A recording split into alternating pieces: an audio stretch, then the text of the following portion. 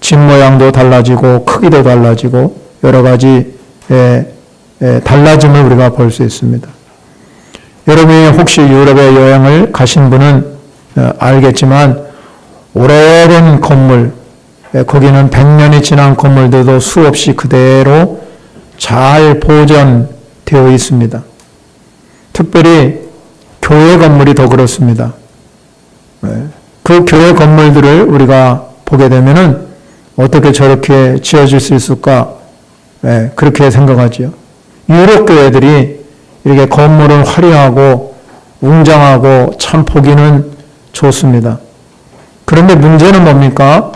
그 안에 있어야 할 성도들이 없다는 것이 문제입니다.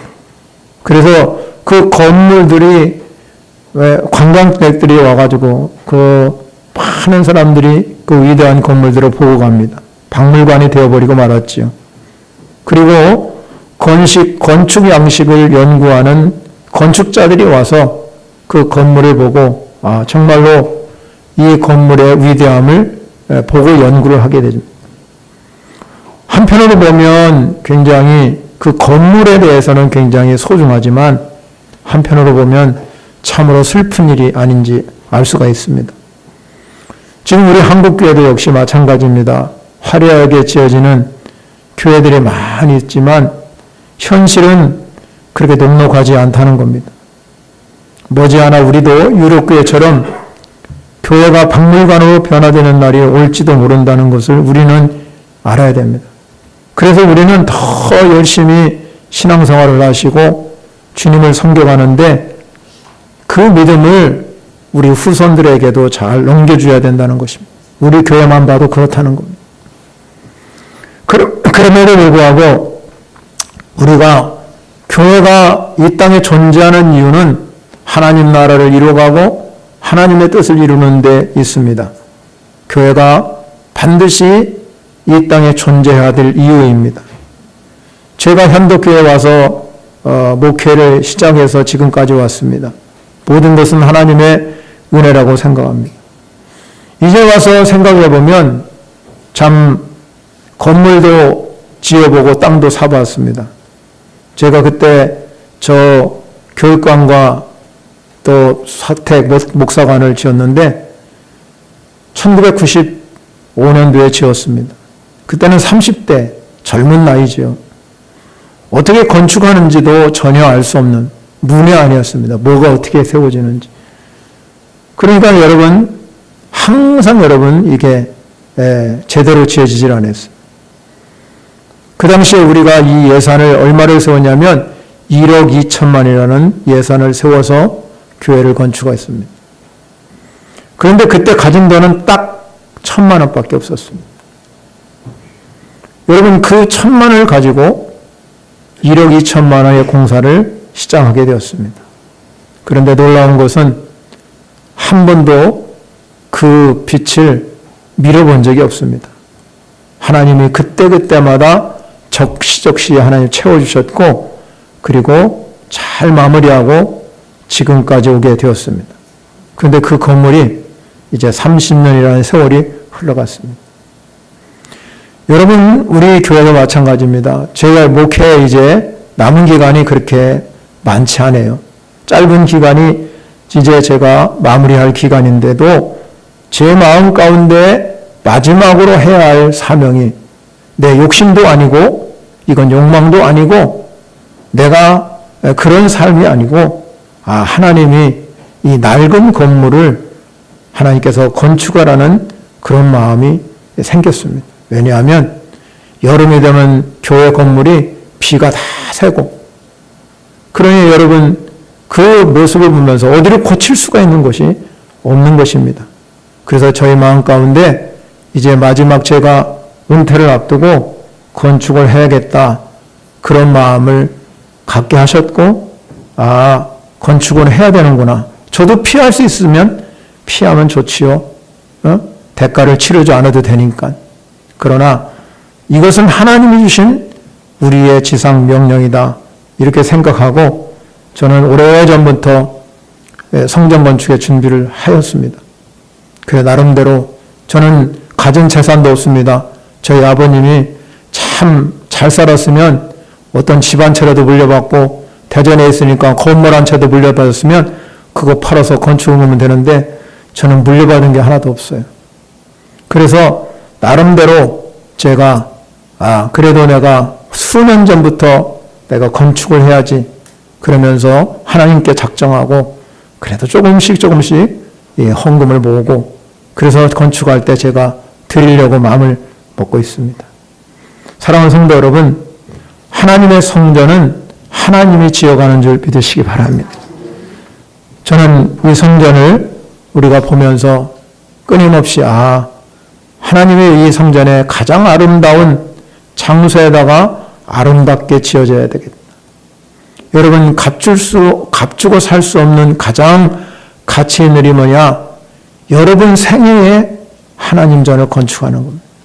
그런데 교회는 돈으로만 짓는다고 생각하면 안 되는 것입니다. 반드시 기도로 지어져야 될 줄 믿습니다. 오늘 본문에 예수님 자신이 십자가를 지시기 전에 예루살렘이라는 곳에 입성하게 되었습니다.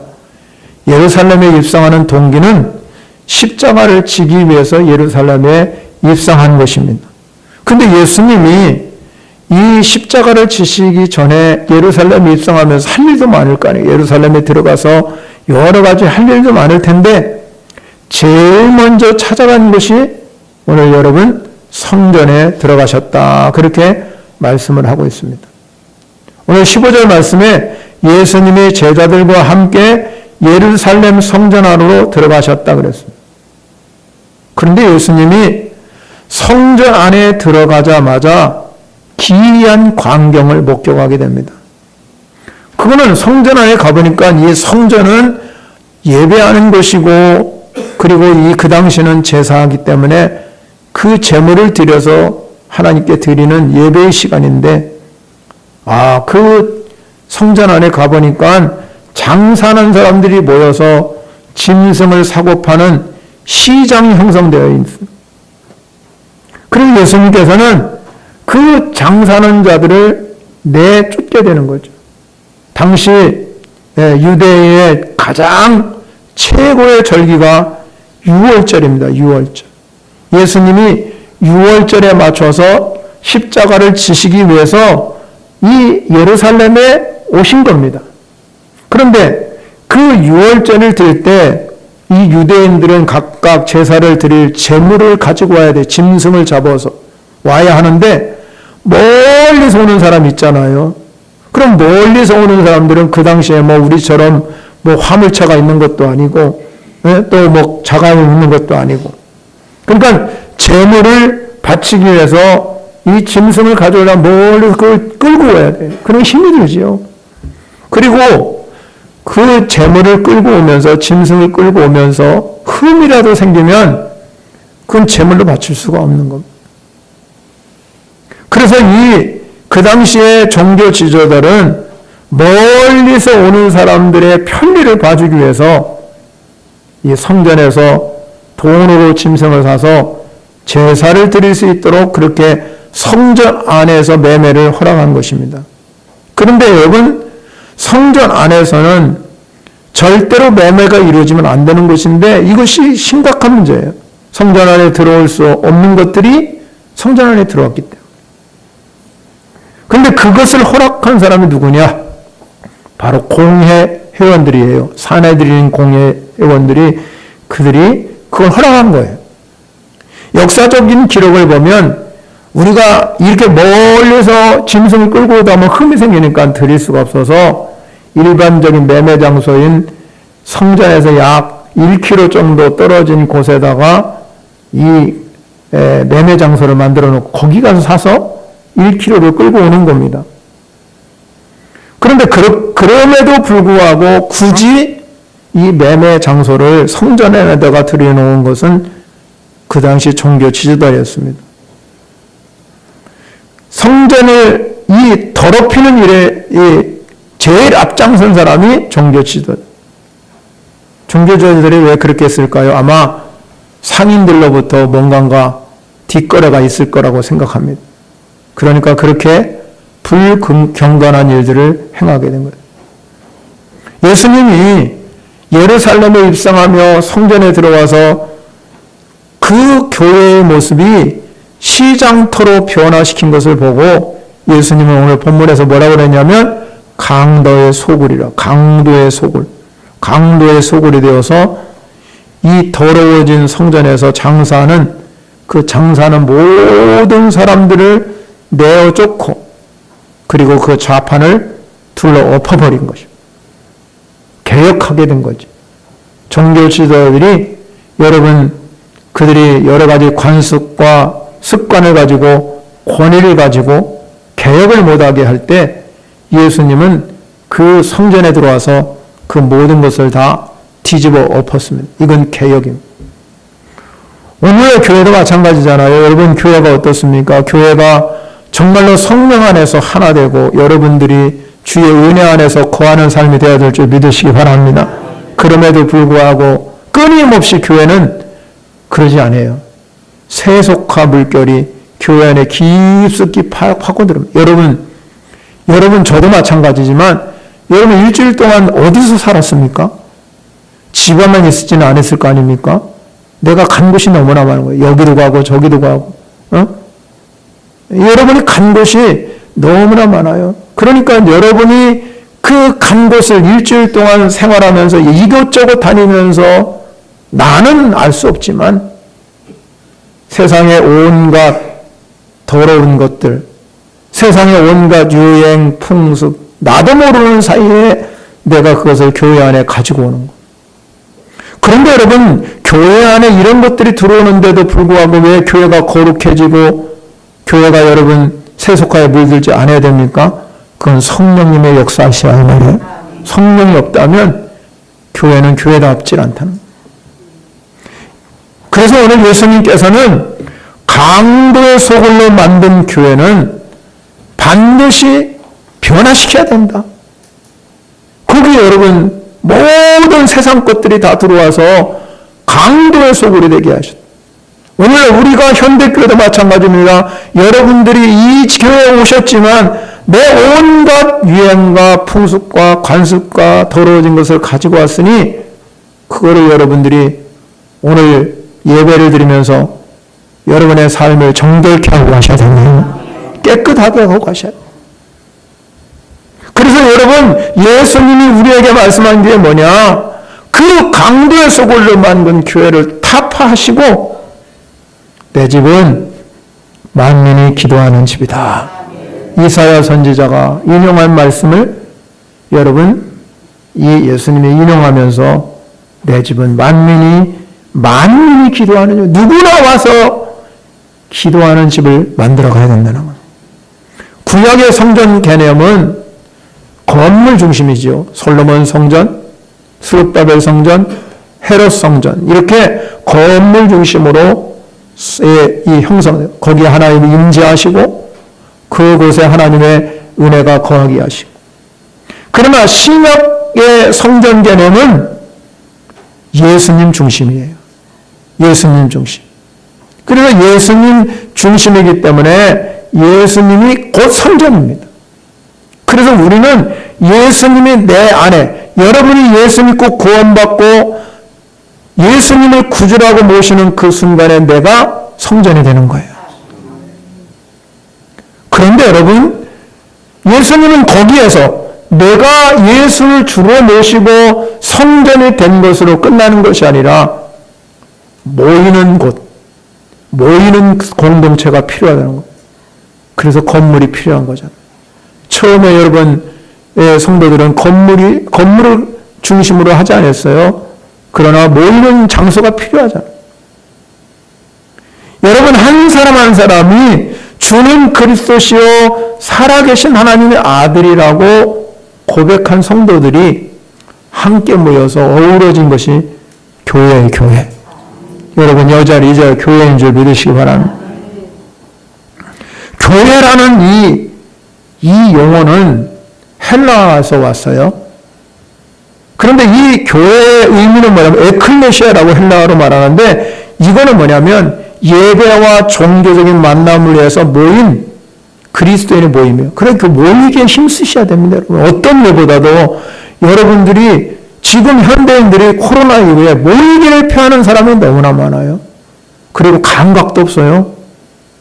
안 와도, 교회 안 와도 감각이 없습니다. 모이기를 피하는 어떤 수록과 같이 하지만 모이게, 이 교회란 뜻은 모이는 공동체가 교회인 교회. 그리고 또 흩어지는 공동체가 교회인 겁니다. 그래서 에클레시아라는 이 뜻 안에는 두 가지 합성어로 되어 있어요.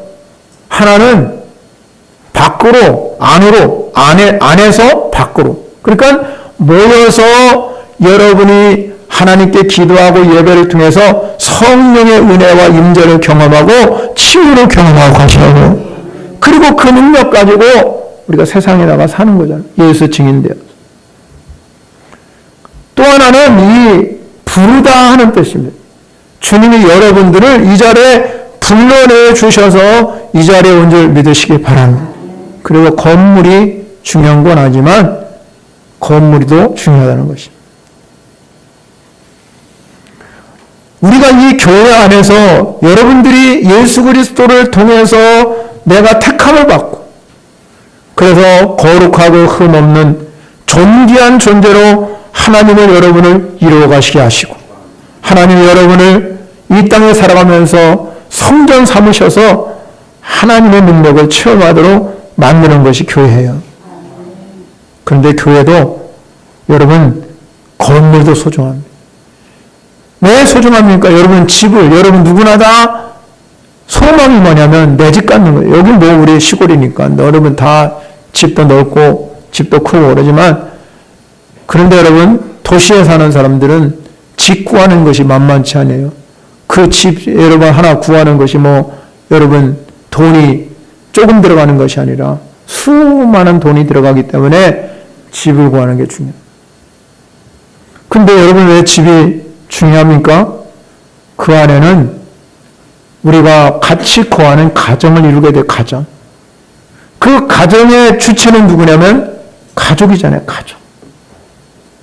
가족이 이 하나가 돼가지고 그 집을 건물이라는 이 집에서 사는 거잖아요. 집에서. 네? 우리 가족인데 우린 건물 필요 없다. 건물이 없으면 어디가 삽니까? 천막 가지고 삽니까? 저기 뭐 땅에서 그냥 살아갑니까? 가족이라면 한 가족이 그 건물 안에 거하면서 가정을 이루는 거잖아요. 그래서 거기서 먹고 사는 겁니다. 여러분 우리도 마찬가지입니다. 우리는 예수 그리스도 피로 구원받은 줄 믿으시기 바랍니다. 여러분 안에 진짜 확신이 있습니까? 나는 내가 예수님이 나를 구원하시기 때문에 이 땅에서도 예수 그리스도를 증거하고 살아야지만 나는 천국까지 주님이 나를 꼭 데려갈 거야. 이 확신이 있어야잖아요. 그러면 우리가 예수님의 피로 구원받은 우리는 피로 가족을 이룬 것처럼 우리도 한 가족 되는 공동체가 된 겁니다. 바울이 이렇게 말하지요. 교회는 그리스도의 몸이라고 그랬어요. 몸. 그런데 그 몸에는 많은 지체가 있다고 그랬어요. 그러면 우리가 교회의 몸인데 여러분은 교회의 지체들이 된다는 지체. 지체도 마찬가지예요. 여러분 손가락만 아파도 너무너무 힘듭니다. 여러분 한 사람 한 사람이 다 지체가 모여서 교회가 되는 겁니다. 그런데 여러분 우리가 예수님이 우리가 살아가면서 교회, 여러분 자체가 성전이고 교회지만 이 건물 자체는 교회는 아니죠. 교회 예배하는 곳입니다. 그런데 왜 이 건물을 우리는 교회라고 하냐? 우리가 거할 장소이기 때문에. 요한복음에 가면 이 예수님께서 내 집은 만민이 기도하는 집이라 그러면서 뭐라고 그러냐면 이 집은 아버지 집이라. 아버지 집. 요한복음에 여러분 또 보면은 거기는 조금 다른 표현을 하고 있어요. 이 똑같은 마가복음 11장과 요한복음에서 비교해 보니까 요한복음에는 지금 장사하는 사람들을 다 내쫓으면서 이렇게 기록하고 있습니다. 내 아버지 집으로 장사하는 집을 만들지 말라. 내 아버지 집을 장사하는 집으로 만들라는 거예요. 그렇게 만들지 말라고 기록하면서 그 유대인에게 이렇게 말합니다. 이 성전을 헐어버려라. 이 성전을 헌다 할지라도 나는 이 성전을 3일 만에 일으키리라고 그랬어요. 유대인들이 깜짝 놀랐죠. 어떻게 46년 동안 지어진 이 성전을 어떻게 3일 만에 일으킬 수 있느냐 이 얘기죠. 예수님은 그들을 그렇게 궁금하고 놀라워하는 사람들에게 예수님이 뭐냐? 내가 곧 성전이다. 내가 성전이다. 그 얘기는 예수님이 십자가에 죽으시고 3일 만에 부활하셔서 그리스도로 우리에게 오셔서 주님의 몸된 교회를 세워주신 줄 믿으시기 바랍니다. 그래서 주님은 교회의 머리일 뿐만 아니라 주님의 몸이에요. 그러면 주님의 몸이기 때문에 교회인데 그래서 예배당이 필요한 거예요. 우리가 거할 장소요. 우리가 살아갈 장소이기 때문에. 주님이 이 땅에 오셔서 우리가 잘 알다시피 3가지 사역에 집중했다고 그랬잖아요. 회당에서 빈들에서는 열심히 하나님의 나라에 관해서 눈 뜨세요. 눈 좀 떠보세요. 크게. 하나님 나라에 관해서 이야기를 하잖아요. 하나님. 눈 뜨고 저를 집중해서 보세요. 하나님 나라에 관해서 이야기를 했어요. 그리고 모든 지역을 다니면서 복음을 전파했어요. 그리고 가는 곳마다 병든 자를 치유하셨습니다. 여러분의 질병도 치유되기를 소원합니다. 그러면 여러분 그렇게 예수님이 하나님의 나라를 이루어가고 복음을 전파하고 병든 자를 치료하시는데 예수님 신적인 사람이잖아요. 신적인 하나님의 권위가 우리는 신적 권위가 없어요. 예수님 신적 권위가 있기 때문에 말씀으로 모든 걸 다 할 수 있어요. 말씀만 받으면 병든 자도 딱 들어요. 그럼 예수님 여러분 그렇게 3대 사역을 감당하면서 기도할 필요가 있습니까? 없습니까? 없습니다. 왜? 충분히 신적 능력을 가지고 할 수 있기 때문에. 근데 예수님은 기도하셨다는 겁니다. 육신을 가지고 있어서. 성경은 우리에게 이렇게 말하죠. 예수님도 우리와 똑같은 육신을 가지고 있지만 예수님은 죄가 없으신 분. 그러면 죄가 없다는 신적인 권위를 가진 예수님이 육신을 가지고 있기 때문에 육신을 가지고 있는 가장 최대의 약점이 뭐냐면 연약성이에요. 연약성. 다 모든 사람들이 연약하다는 거예요. 그래서 여러분 말 한마디면 상처를 크게 받잖아요. 그렇게 연약한 것이 사람이잖아요. 무너질 수밖에 없는. 그러니까 예수님이 자기의 육체를 가지고 있기 때문에 연약하다. 내가 너무 연약하다. 마귀의 시험을 받을 수도 있고 얼마든지 넘어질 수 있기 때문에 예수님도 신적 권위를 가지고 있지만 하나님께 엎드려서 새벽 밀명에 기도하고 밤이 맞도록 기도하고 눈물로 통곡했단 말이에요. 왜 그랬겠습니까? 육신을 가지고 있는 한 연약성 때문에 넘어질 수 있기 때문에. 그래서 하나님 아버지께 기도로 엎드렸어요. 그러니까 모든 사역에서 신적 권위를 사용한 게 아니라 성령의 역사를 통해서. 그래서 여러분 성경을 자세히 읽어보면 예수님이 성령의 이끌림을 받아서 살았어요. 성령의 인도하심을 받아서. 여러분 신앙생활은 뭐냐? 성령의 이끌림을 받아서 사시기 바랍니다.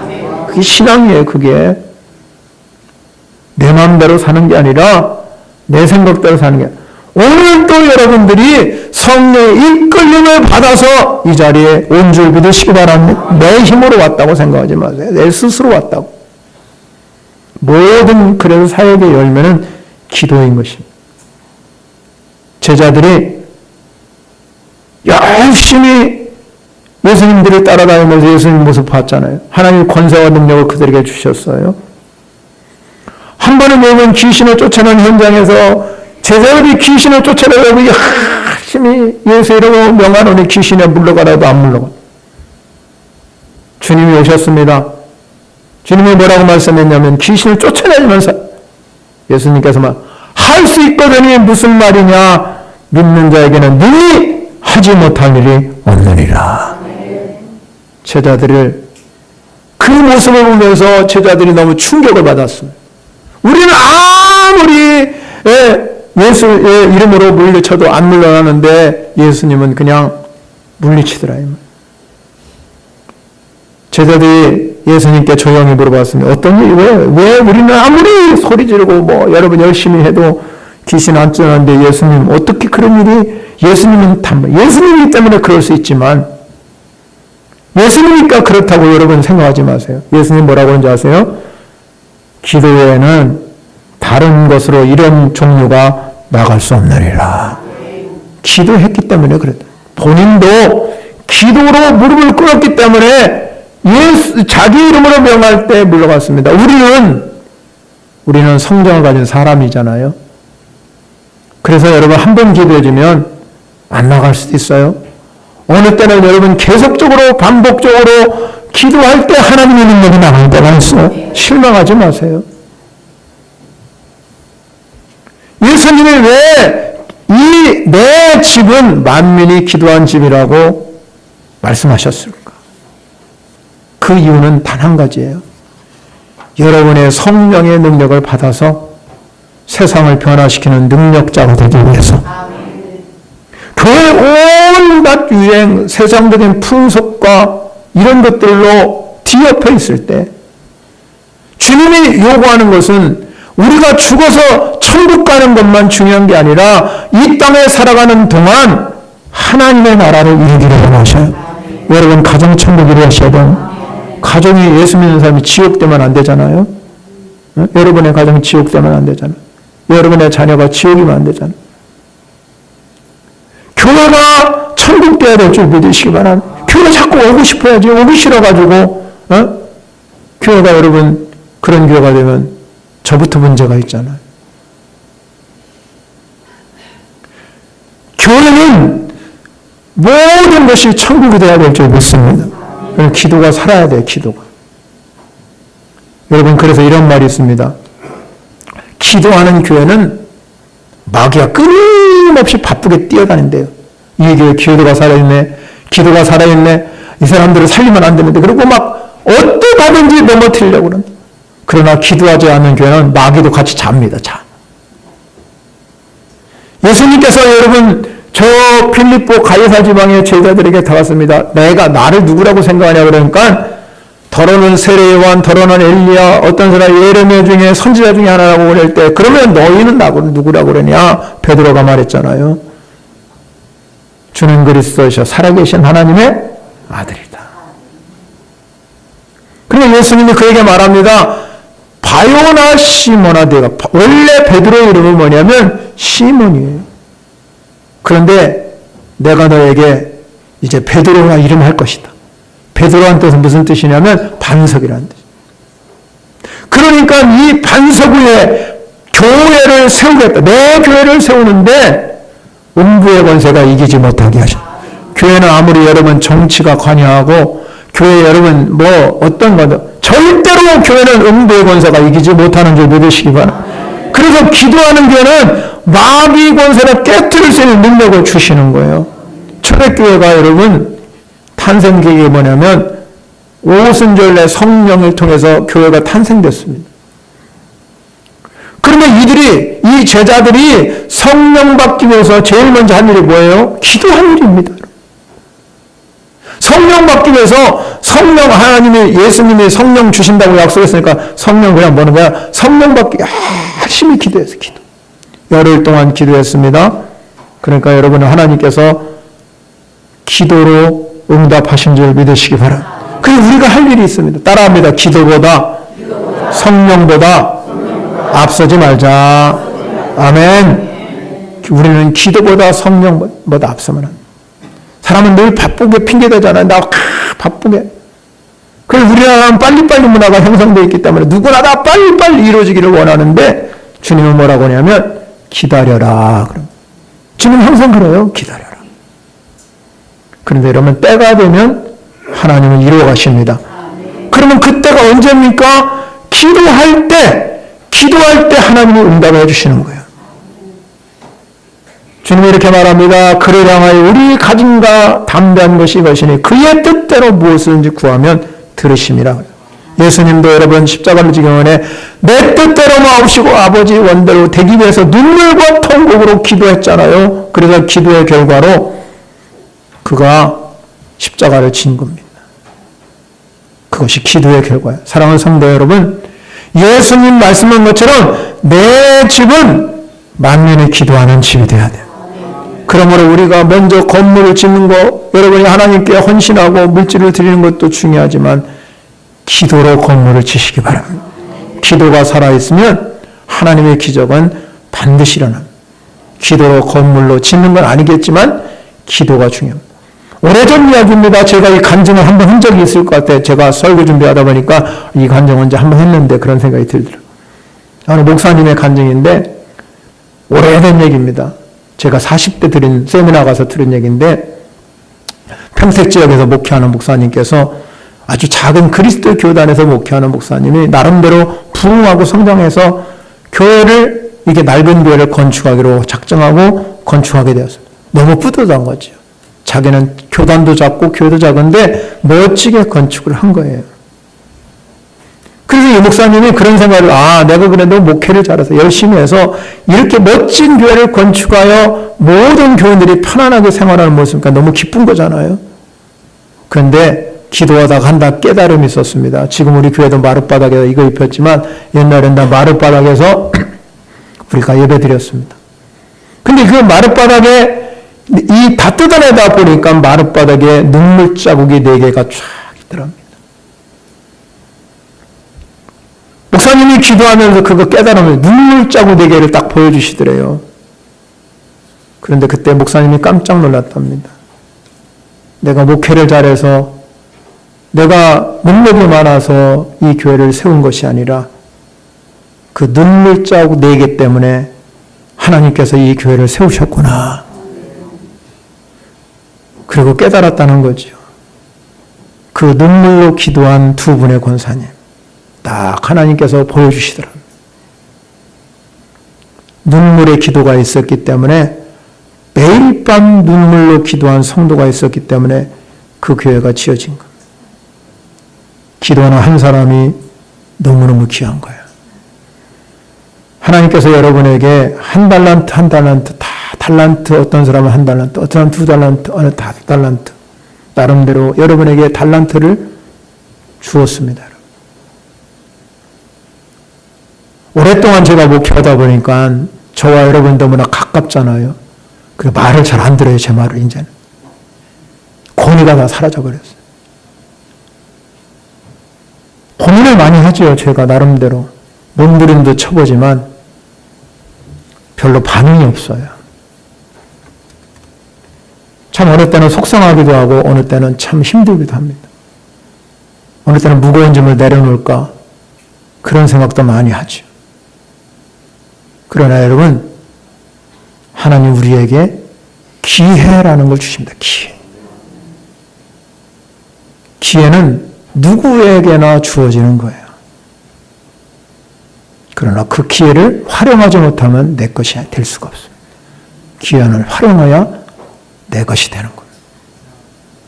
삭개오가 예수님이 오신다는 소문을 들었어요. 지나갔죠. 예수님, 자기가 보니까 자기 약점이 뭐냐면 너무 키가 작다는 거예요. 그러니까 예수님 볼 수 없지요. 삭개오가 고민했으면 이 기회를 놓치면 언제 또 예수님을 볼 수 있을까? 예수님 또 내일 올 텐데 그때 보지 뭐. 삭개오는 그렇게 생각하지 않았어요. 이 기회, 여리고에 지나간다는 이 기회, 예수님 여리고 한 번 지나갔겠습니까? 여러 번 지나갔죠. 그런데 지금 이 순간 이 기회 놓치고 싶지 않은 거예요. 그러니까 삭개오는 지혜를 짰습니다. 그게 뭐냐면 돌감람나무에 올라가는, 옛날엔 뽕나무라고 그래요. 돌감. 예수님 수많은 군중이 지나가는데 돌감나무에 올라간 삭개오만 보인 거예요. 삭개오만. 왜 그랬을까요? 그 마음엔 열정이 있었습니다. 그 사람. 주님을 만나고자 하는 열정. 그가 인격적으로 주님을 만나고 그는 변화되기 시작했어요. 삭개오는 이렇게 말했습니다. 주님, 보시옵소서. 내 소유의 절반을 가난한 사람에게 주고 내가 누구 것을 속여서 빼앗은 것을 내가 갑절로 갚았나이다. 내 갑절로. 그의 물질적인 헌신은 어디서 나왔습니까? 주님을 인격적으로 만났기 때문에. 그래서 그에게 뭐라고 했냐면 오늘 구원이 이 집에 이르러니 이 사람도 아브라함의 자손이라 칭함을 받았습니다. 기회는 아무 때나 찾아오는 게 아니에요. 기회가 주어질 때 주님 붙잡으시기 바랍니다. 그리고 우리의 멋진 작품을 여러분의 후손에게 물려주셔야 돼요. 그리고 여러분 하늘나라에 가면 잘했다 칭찬받는 소중한 성도 여러분이 되시길 바랍니다. 사랑하는 성도 여러분, 기회를 붙잡느냐 안 붙잡느냐는 것은 여러분의 손에 달려있어요. 왜? 우리에게는 하나님이 판단하는 능력을 주셨기 때문에, 결단하는 능력을 주셨기 때문에. 그러나 중요한 것은 성령님이 여러분의 마음을 이끌고 가셔야 된다는 말이에요. 그렇다면 기도하세요. 오늘 말씀대로 예수님께서 말씀한 것처럼 내 집은 만민이 기도하는 집, 기도하는 집.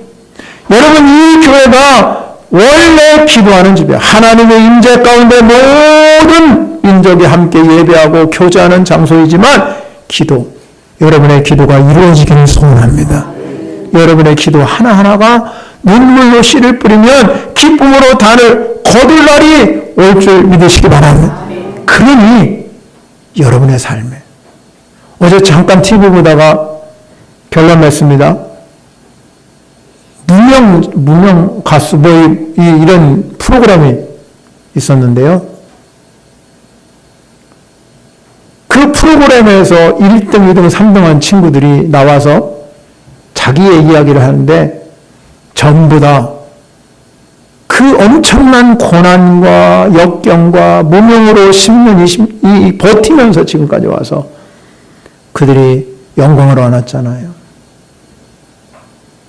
여러분, 인생을 살다 보면 우리에게 힘든 것도 있고 어려운 일도 우리 누구나 다, 여러분 여기 있는 모든 성도들에게 물어보세요. 나는 너무 행복해. 행복한 사람도 있겠지만 그러나 뭔가 내가 가지고 있는 아픔이 있다 이 말이에요. 고통이 있단 말이에요. 여러분 어디다가 그걸 쏟아내겠습니까? 주님, 이 기도하는 집, 여러분이 쏟을 수 있는 장소는 하나님의 교회. 이 교회에서 하나님의 응답이 있고 축복이 임하시기를 바랍니다. 삶의 축복이 임하셔야 되잖아요. 하는 일마다 하나님이 도우시는 은혜의 경험을 이 자리에서, 이곳에서 여러분이 정말로 하나님 복이 넘치는 축복된 장소가 되어지시니 내 집은 만민이 기도하는 집이 되시기를 축원합니다.